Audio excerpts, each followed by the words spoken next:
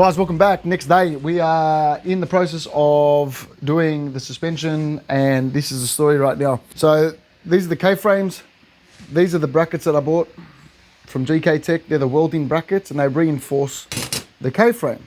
As you can see, over the years, it's sort of been tapped and bent, and you put these here and you weld them in place. Now have a look at this one.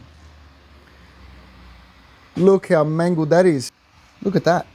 I have to bend this out and weld it. Also, it's good that I took these out and I'm doing this because underneath all the shit that was sitting on the K-frame, there's a crack here and a crack there. No good. So they need to be fixed. First and foremost, I'm going to do that, and then we're going to do the tie rods. These are my original ones that I had on the car. These are the new ones that I just picked up, just these 12mm inner tie rods, and then these are the GKTECH ones.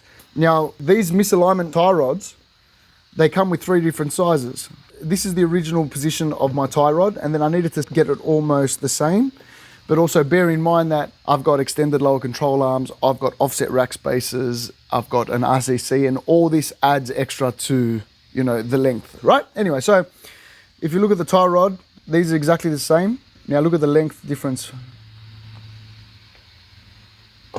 This is way longer, and this is all the way extended in. So I've got heaps of adjustment to bring it out. So I think I'm gonna run with the long ones and go from there. But first off, these have to be done. This is gonna take me longer than doing that. So this has to be done. We're doing that now. Let's go.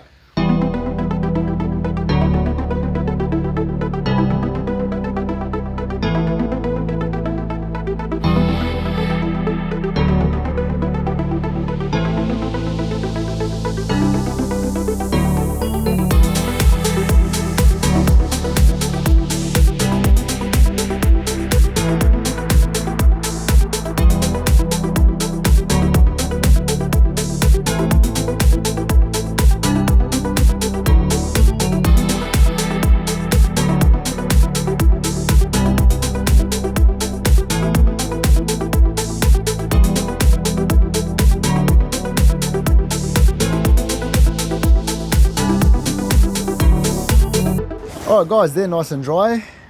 Look at that, they came out mad. Nice and matte black. So as I was waiting for those to dry, I put the offset rack spacers on the steering rack and I just placed it in the car to have a look to see how it's gonna look. And I've encountered a bit of an issue. So have a look at this.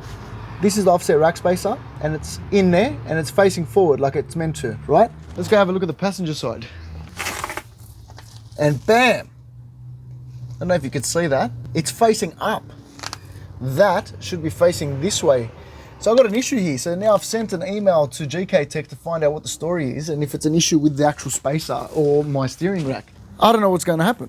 So I'm waiting to hear back from them. I'm trying to look online to see if anybody else has had the same issue and they've put it up and the fix or whatever. Because if it's not the spacer and it's my rack, how did my rack turn? It shouldn't turn like that. So I have to work out if I can turn it back and if it's going to cause any more issues or what's wrong with the rack? Is it not meant to be like that? I don't know. Anyway, so leave it with me. I'm gonna do some research and I'll get back to you.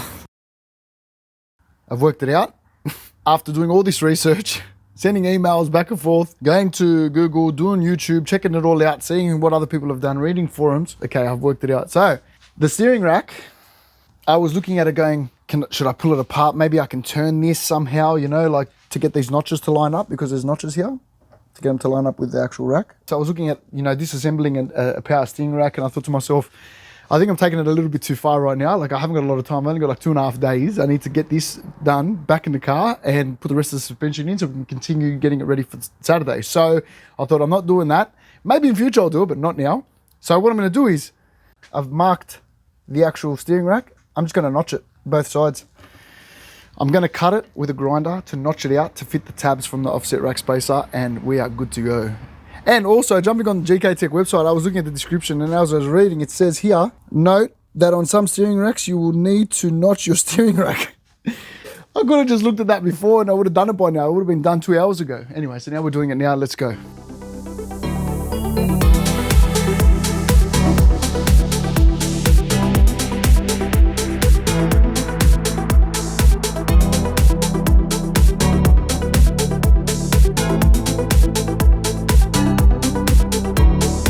And look at that, she's on, notched and on. Exactly the same as the other side, angle-wise. Very good. We are good to go. Now, basically what this does, it brings your tie rod forward 20-25 mil, which helps with the prevention of steering bind, because you don't want to bind when you're drifting, because when you're full lock and you can't return the wheel, it's big problems. So now I've got to test to see if the tie rod feeds through here and hits this part on both sides. So we're going to do that now. Let's double check. Yeah, it's coming through, but let's see. Okay, we should be right here. Like if you have a look here, see how the threads pop through? Now let's close the rack. We're laughing here. We are laughing. So that's good. I don't need to cut that down. Let's do the other side now. This is the end that might need cutting down. All right, let's test this. Oh, is that hitting? See that bolt? That thread is hitting this collar. I might have to shave a bit off it. Just ever so slightly, just cut some threads off it. I'm literally taking like 2 threads off this. Not even. 2 threads. Oh, look at the fluid on the garage floor. Woohoo! This is very slippery. All right, let's get it.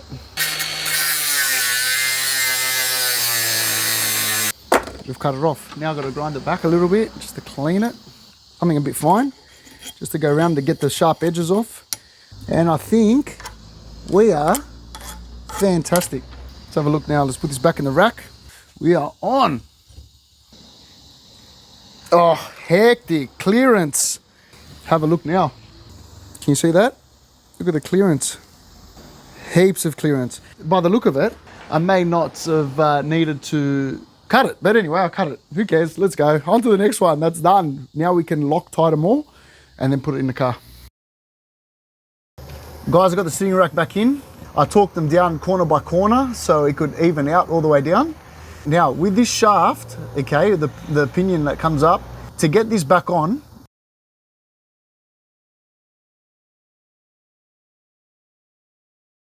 I turned the shaft like this, so this part was sticking out at me. Then I grabbed a spanner and I put it up against the chassis rail, and then I tapped this side up with a hammer and it just pushed it down. So that's a good way to get this back on when you're underneath the car. So just tap it at the back here as it's leaning up against the chassis rail, and that will pull itself down.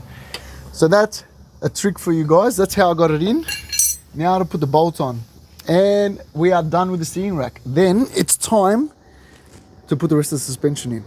Let's go. All right, guys, before I go ahead and put the rest of the suspension back in the car, what I'm going to do is I'm going to swap this 25 mil with this 50 mil. I need to make sure that these studs have enough thread on them for this big spacer. And if not, then I've got to put these in, which are extended wheel studs, these will definitely have enough. And then also, on the back of the knuckle, I've got to put on the RCC kit, which requires a bit of work. It's going to be a lot easier to do it, obviously, while it's out of the car as opposed to when it's in the car. So I'm going to do that now while it's on the bench, and then we're going to reassemble everything and put it in the car.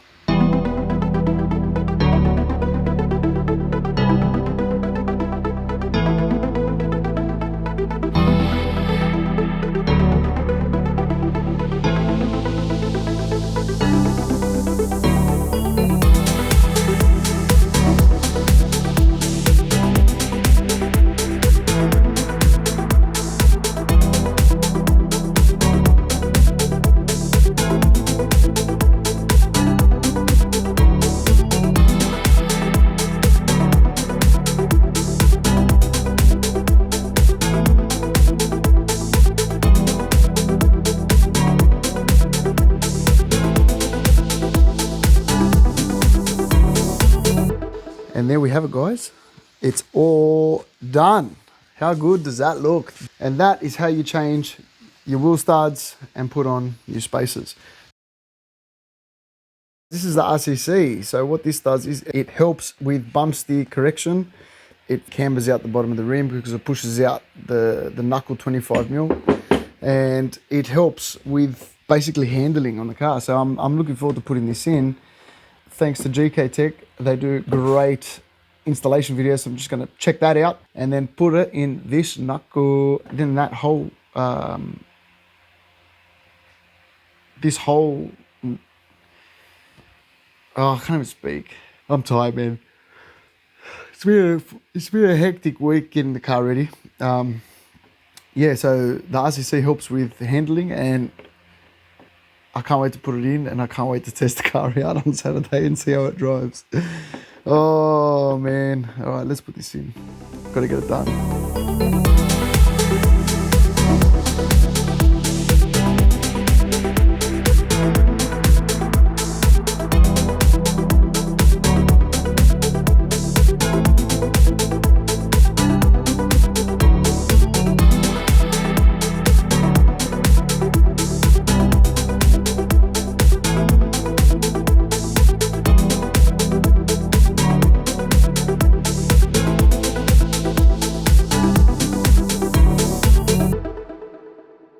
Ladies and gentlemen, welcome back. It's the next day. I did as much as I could on the car last night. It's still not finished. I've got to do the left side. I've got to put in the tie rods because I'm still working out what sizes, because it came with 3 different sizes. So I'm working out which ones I'm going to do. Put in the sway bar and tighten it all up. I've got to put the car back on the ground today because I want to work on the back. I've got to put the overfenders on. I want to make a re-bash bar just in case like I decide to hit another wall or hit something. At least the bash bar will take majority of the brunt. So there's heaps I've got to do. Let's get it done. Let's go.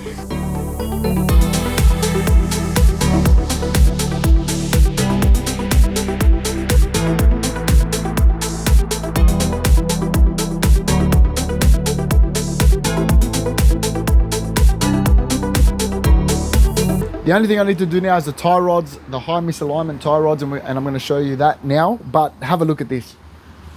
Look how nice that looks.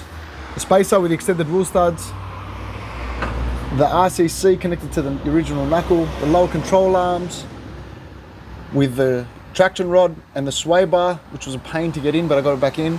Everything's all tightened up, ready for the wheel alignment. So now what we've got to do is we've got to connect the tie rods. The tie rod's connected here and they come out to this little hole there. So let's go. Let's get into the high misalignment tie rods. All right, guys, this is the final piece of the puzzle for the front suspension. The tie rods with the high misalignment tie rod ends, they need to go in. Basically, it's a very easy install. Make sure you thread lock the actual thread that screws into here. Thread lock the one that goes into there. And these ones are all right, they don't need thread locker because you don't want it to come off the rack. Also, while I had all the parts out, what I did was I equaled them out. So I did exactly the same measurements for each and prepared them all on the bench before I went ahead and put them in the car. It just makes everything a lot easier to do that. So at least you can get somewhat of an equal balance, equal alignment from the beginning when you put the parts freshly in.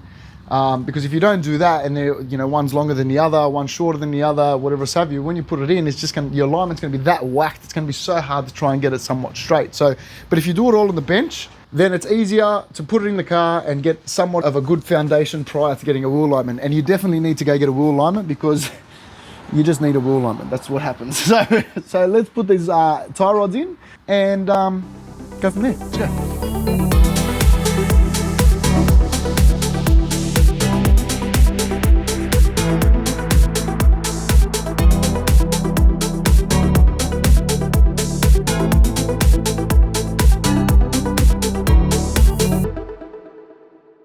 Just to clarify with the tie rods, with the outer tie rods, I initially was going to put these bad boys on, the big boys, but because I'm using the offset rack spacers and currently I've got the lower control arm set to almost standard, just a little bit over, then this didn't work for me because the offset rack spacers add a little bit to the tie rod. So I ended up going with the medium one, not the small, not the big, but the medium one, and that worked spot on. So just a bit of a tip for you guys, if you're going to do the same thing with the version 2 control arms with the offset rack spacers and also with their outer tie rods, make sure you do it with the medium one unless you're going to extend it out all the way.